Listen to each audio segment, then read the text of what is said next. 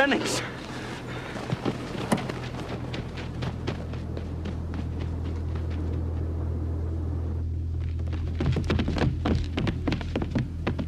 Bennings was right there, Mac. I swear to God it had a hold of him.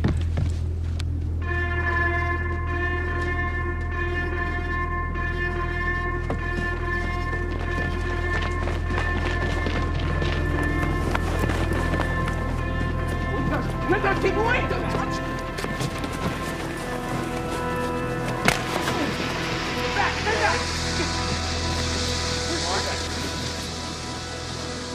It isn't Bennings.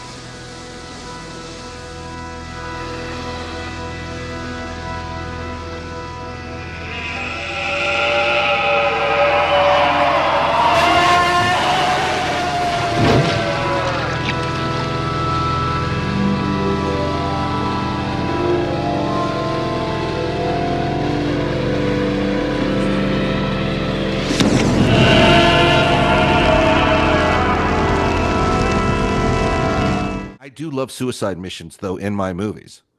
Yeah, I do too. There's nothing wrong with a good suicide mission, particularly when you save all of humanity. It makes a lot of sense. Yeah. We buy into it biblically, as they say.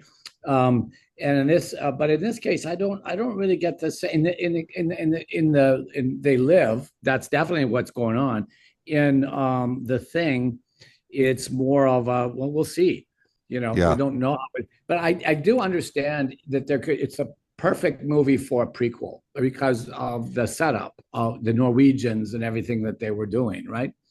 That's perfect for that. Yeah, which you worked with one of those guys from the prequel, right? You said on The Witcher? Yeah. Yes. I mean, like for me personally, like there's some moments in it that are so smart. And one of them is, when Bennings is getting wrapped up and absorbed, when the body on like the gurney moves behind him. Typical Carpenter. And it doesn't even matter, even when it's coming, you just love to see it. And he does that shift. I mean, he did that in The Fog too, where like the body moves under the sheet or what have you. And Windows comes back wearing sunglasses and sees Bennings getting like wrapped up in this monster. They don't show it, but they do it with sound. He drops the keys. And that opens up who's got the keys for the blood test when they open up the locker and they have that round of suspicious inquiries, like who did it?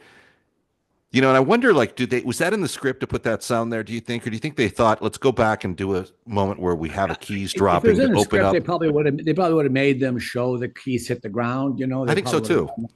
So I think it's probably post-production, but it's interesting. Yeah. Mm-hmm. Yeah. And right before the blood test, there was the whole test where the doctor was trashing the place. He was smashing everything. Yeah. He was shooting everyone. And what was he doing? He was really going for a Hail Mary, save the world, right, thing. Right. He didn't want anyone to get out of there. His thing was stop everyone from leaving the station. It'll be okay. We'll just put this thing to rest again. It's spooky shit, man. It's really spooky shit. Like for sure. Like when he's looking at his like Atari era River Raid graphics of like what can happen to the world in like 47,000 hours or something, and the camera goes from the graphics or from his face down to a bottle of vodka and a handgun. It's not going. We're not going to a pleasant place, And then of course later when they go visit him, like they have questions for him or something, they go out to the shed during the storm, and that's the other thing I love.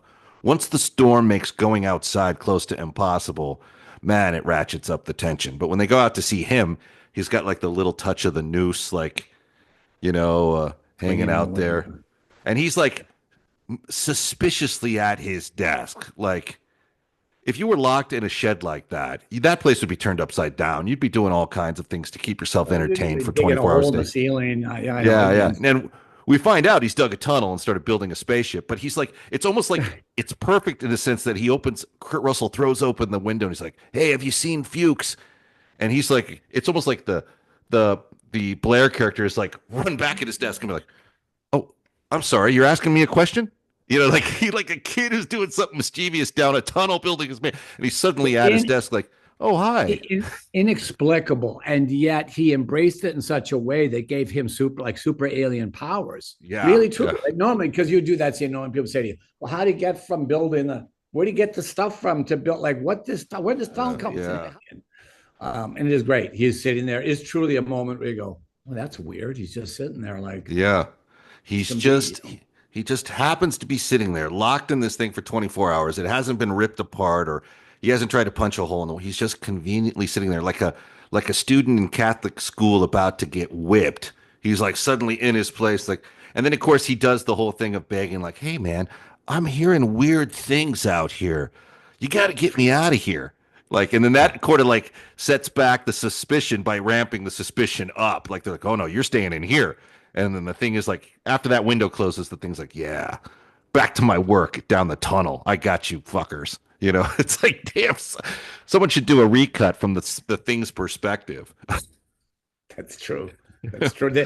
And then what does the thing do? The thing basically emulates the life form that it's next to, and it turns Yeah, and yeah, it wants to turn into you basically. So when mm, you see the thing in its changing shape and like actually in the process of morphing into a larger, stronger thing, you'll see the head of the dog that it eaten. You'll see the a part of a person all hmm, twisted and broken. You'll see a kangaroo's leg stick out of it. Like it's just a gigantic sort of biological explanation of its past. It's amazing. It's so smart. right. You can see all the signatures from like 1,000 years prior, like appear and when it's doing its shape shifting. And I love sort of the basic human simplicity in it all. Like we hear the sound from the kennel because McCready's going to get a beer in the middle of the night. Like, how real is that? And then he just hears this ghostly howling. The soundscape in the movie is brilliant. Yeah, and Amazing. Yeah, yeah. he's like, What the that fuck was doesn't that? sound right. So he's Why are like, the dogs but going crazy? And the poor yeah, dogs, like they spend time before that, they spend time establishing that the regular dogs that are there they throw in the monster dog, and it just mm, looks like a regular Malamute or whatever, and he sits there, and all the other dogs like move away from it, and all the other dogs are like growling at it, and other dogs are yeah, scared. Then you see it start doing its thing. Those other dogs are like biting a hole in the steel mesh. They want to get out so bad, and yeah, when that it finally gets out, I'm like rooting for those dogs. yeah, yeah, They had yeah. to. Hello, my name is Simon Williamson. Help us find a cure for NMOSD, neuromyelitis optica spectrum disorder, and with it, cancer. Please go to the Guthrie Jackson Foundation and donate if you can.